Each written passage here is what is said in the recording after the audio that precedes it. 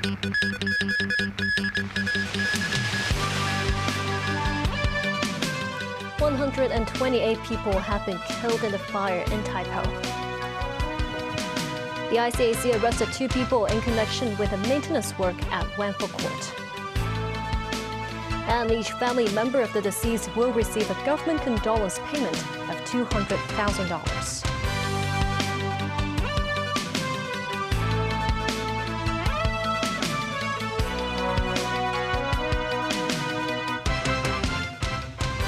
Good evening and thank you for joining us.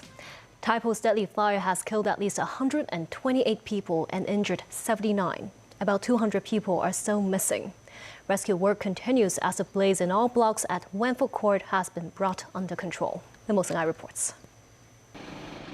The devastating fire at Taipo's Wanfo Court, which broke out on Wednesday afternoon, was largely put out on Friday morning. Flames reignited inside a unit at about 5 a.m.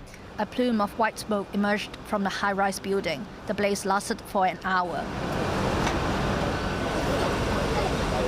Food and Environmental Hygiene Department members and paramedics went to move some bodies. A facility for the identification of bodies was organized at Wanfo Community Hall for family members to search for their loved ones. Many emerged emotional. Speaking to the media, the Fire Services Department said officers have broken up into more than 1,700 units at the 7 burned-out buildings, ensuring that no one was trapped. More than 100 people were pronounced dead at the scene.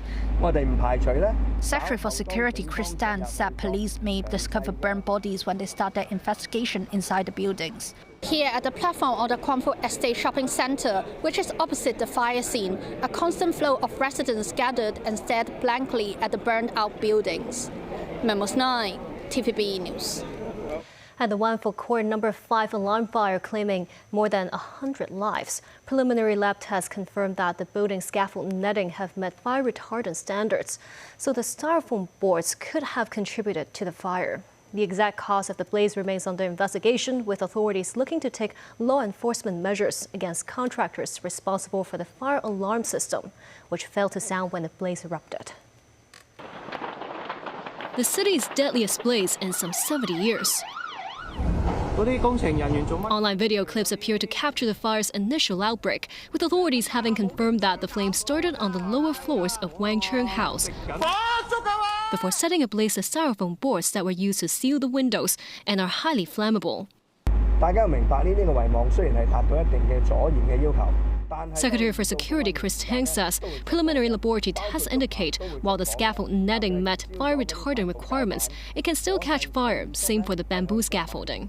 But he said it is likely the styrofoam board that fueled the spread of the blaze to multiple floors, as well as 6 other buildings across the estate. The styrofoam panels affixed to the windows also caused glass to shatter, allowing the blaze to rip through units inside the buildings. Another critical factor, possibly the fire alarm system did not work.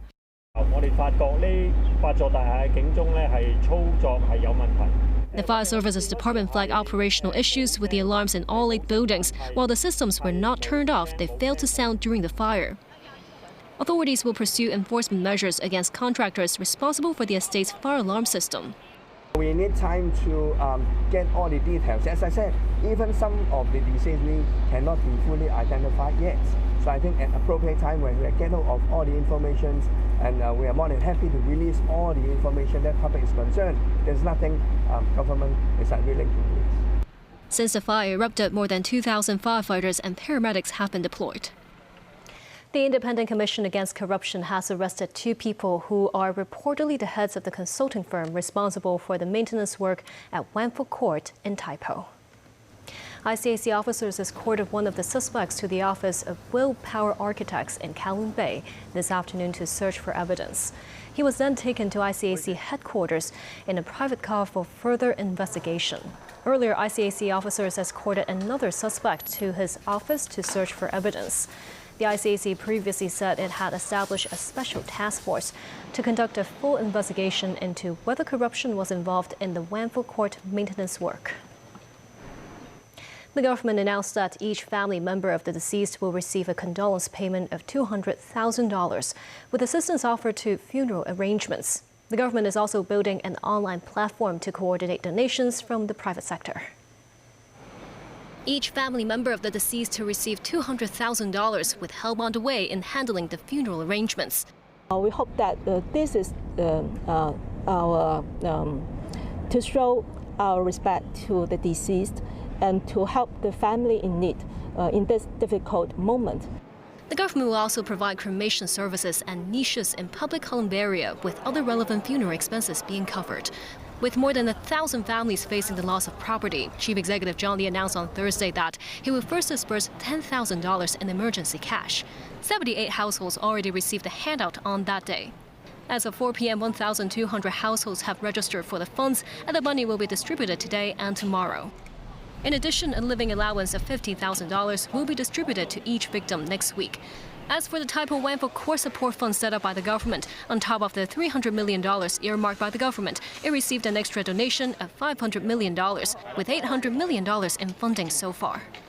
With a slew of companies or organizations having reached out to support the endeavors, a clothing brand donated 10,000 pieces of clothing, including warm jackets, thermal underwear, and socks. NTRC will distribute Octopus cards with stored value of $2,000 to affected residents. The total amount of donations from various corporations is nearing $1 billion by Friday afternoon. Some through registered charities, others handed over to the government for handling. Community aid pours in as volunteers organize relief at Taipo disaster sites. Some young Taipo residents have launched a real-time safety check platform to help fire victims and their families to request help amid the chaos. At the relief hub in Taipo's Kwanfuk estate, volunteers have been tirelessly distributing supplies, carefully dividing the area into different sections, ready-to-eat meals, clothing, and even a dedicated zone for pet essentials. Logistics platform Lala Move is providing free transport for relief supplies to charitable organizations and social service groups. Several young people who grew up in Taipo also sprang into action on the night of the Wanfo court fire, designing a real-time platform for residents to report their safety and search for missing family members.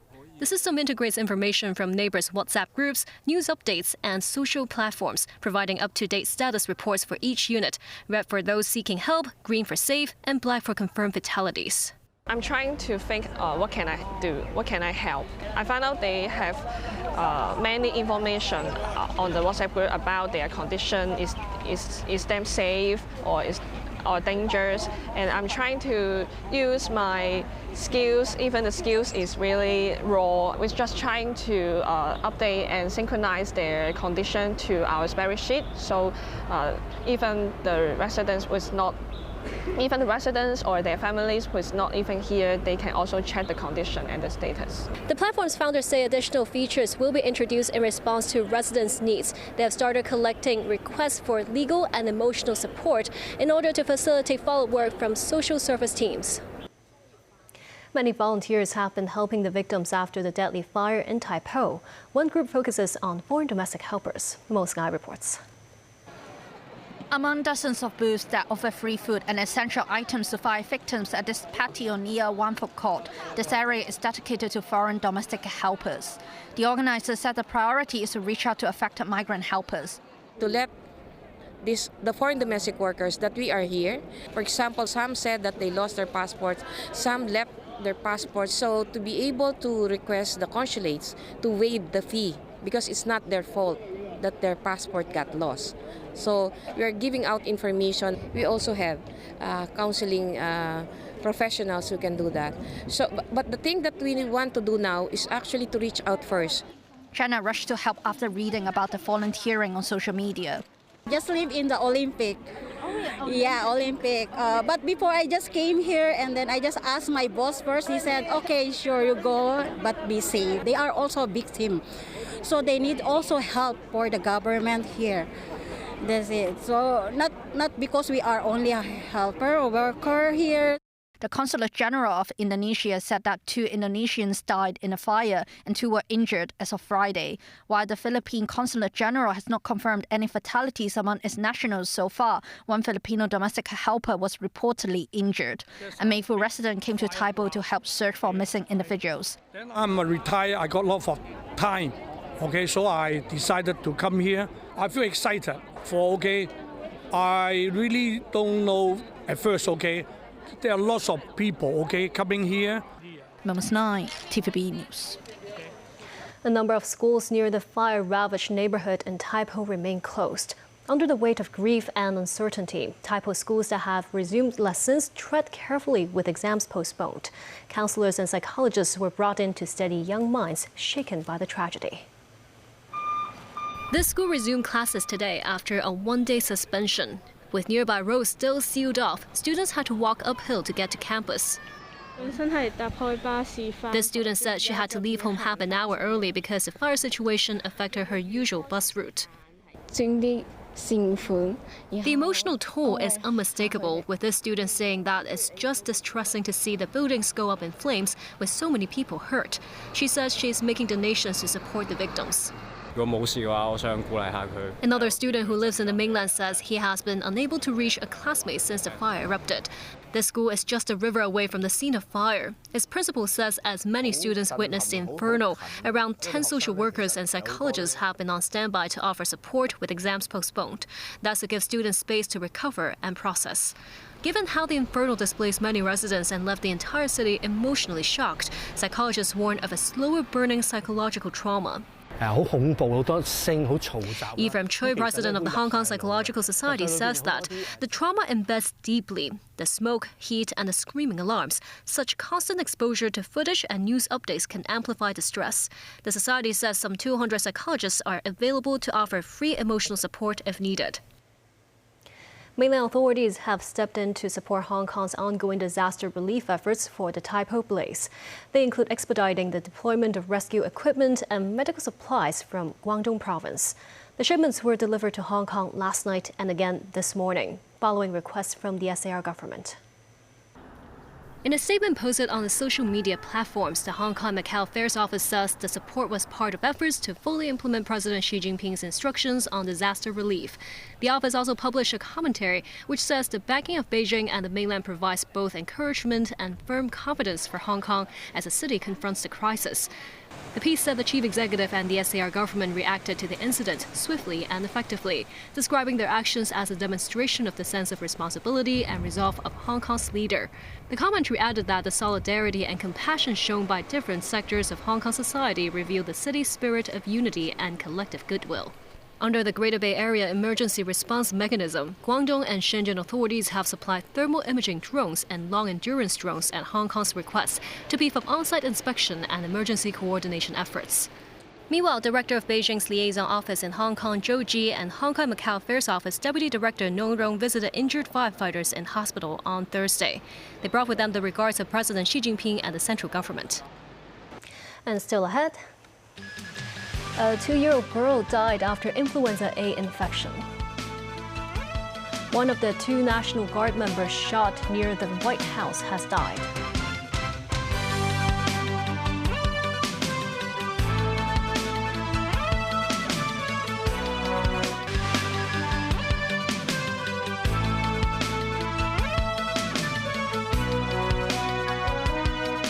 Welcome back.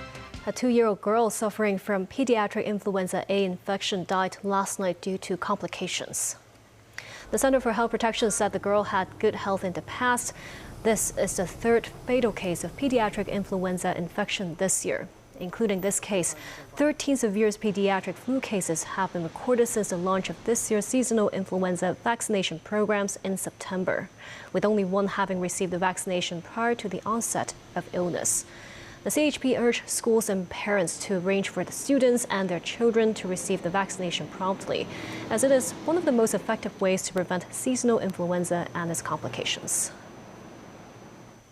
Overseas, one of the 2 West Virginia National Guard members shot by an Afghan national near the White House has died. President Donald Trump announced Trump described the Sarah Beckstrom as an incredible person, outstanding in every way. Nasri Karim has more. Specialist Sarah Beckstrom enlisted in June 2023 and was assigned to the West Virginia Army National Guard. The 20-year-old had volunteered to work in the Capitol over the Thanksgiving holiday. I must unfortunately tell you that just seconds before I went on, right now, I heard that Sarah Beckstrom of West Virginia, one of the guardsmen that were talking about highly respected, young, magnificent person. Started service in June of 2023. Outstanding in every way. She's just passed away. She's no longer with us. The other injured guardsman is 24-year-old Staff Sergeant Andrew Wolf, who Trump said was fighting for his life. The suspect charged with the shooting is 29-year-old Afghan Rahmanullah Lakanwal, who was reportedly part of the CIA-backed Zero units that provided security during the U.S. military's chaotic withdrawal from Afghanistan in 2020. Lakanwal, who has a wife and 5 children, launched an ambush-style attack using a .357 Smith & Wesson revolver. He entered the U.S. in 2021 through the Biden administration's Operation Allies Welcome program that resettled thousands of Afghans who helped the Americans. His asylum was approved under Trump's regime. It's a program that Trump has criticized, echoed by U.S. Attorney for D.C., Jeanine Pirro.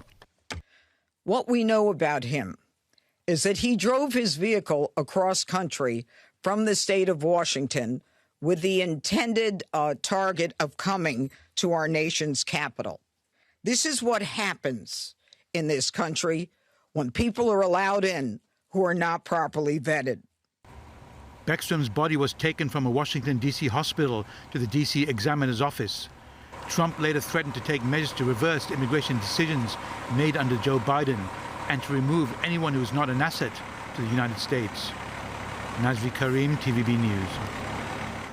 Russian President Vladimir Putin said the draft peace proposals discussed by the United States and Ukraine could become the basis of future agreements to end the conflict in Ukraine. But he said Ukrainian troops must withdraw from the territories they hold. Daniel Rao tells us more. Speaking in Kyrgyzstan after a summit with the leaders of a grouping of former Soviet republics, Russian President Vladimir Putin told reporters the discussions about ending the war in Ukraine were so far not about a draft agreement of any kind, but about sets of issues.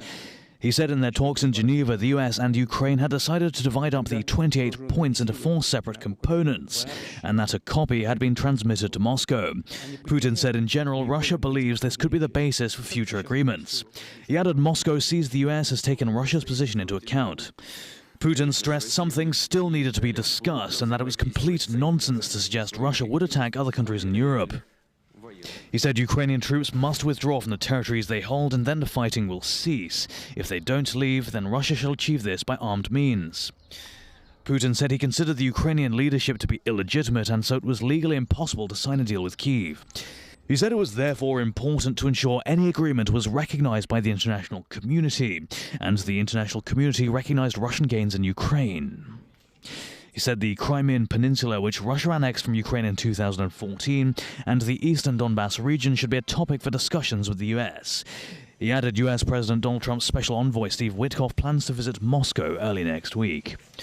Commenting on the leak of a recording of a call between top advisors to Trump and Putin, the Kremlin chief rejected the suggestion Witkoff had shown himself to be biased towards Moscow and peace talks over Ukraine, describing it as nonsense. Danaral TV News. In Indonesia, at least 48 people died and 88 were missing during floods in North Sumatra. Rescue teams were struggling to reach affected areas in 12 cities and districts. Residents clung to trees as floodwaters inundated roads and streets as Indonesia was hit by a tropical cyclone. Rescuers were hampered by damaged bridge and roads and the lack of heavy equipment after flash floods and landslides left dozens dead and missing. Monsoon rains caused rivers to burst their banks on Tuesday. The deluge tore through mountainside villages, swept away people and submerged more than 3,200 houses and buildings. About 3,000 displaced families fled to government shelters. Floods also ravaged areas in Aceh and West Sumatra provinces. And that's the news. Thank you for watching.